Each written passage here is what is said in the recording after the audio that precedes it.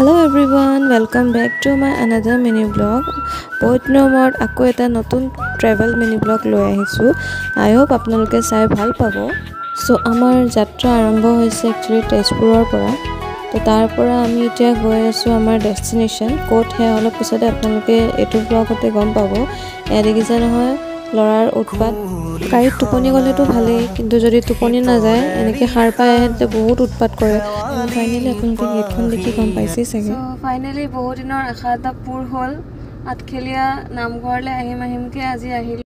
অসমৰতো বহুত মানুহে ইয়ালৈ আহিছে, হ'লেও মই আহিছোঁ যিহেতু ভাবিলোঁ এটা মিনি ব্লগ বনাই দিওঁ. তো আমি মেইন গেটৰ পৰা এণ্ট্ৰি কৰিছোঁ. আমি গৈ পাওঁতে দুপৰীয়া কমেও দুটামান বাজিছে. এইখিনি সময়ত যিহেতু মানে প্ৰসংগ চলি আছিলে আৰু খুবেই ভাল লাগিছে প্ৰসংগ কৰি থকাৰ সময়ত যে পালোঁগৈ। নামঘৰত অলপ টাইম থাকি আমি এতিয়া ৰিটাৰ্ণ হৈছোঁ. চ' এয়াই আছিলে এটা সৰু ট্ৰেভেল মিনি ব্লগ. কেনেকুৱা লাগিলে আপোনালোকে জনাব. আৰু এয়া আমাৰ ল'ৰা দেখিছে নহয়, গোটেই ৰাস্তা এনেকৈয়ে খেলি আহিছে. অলপ টাইম শুব, খাব, খেলিব, বাছ সেইটোৱে, এনেও বাচ্ছাৰ সেইটোৱে কাম. চ' কিছুমান ফটোজ আপোনালোকৰ লগত শ্বেয়াৰ কৰিছোঁ. কেনেকুৱা লাগিছে আপোনালোকে জনাব।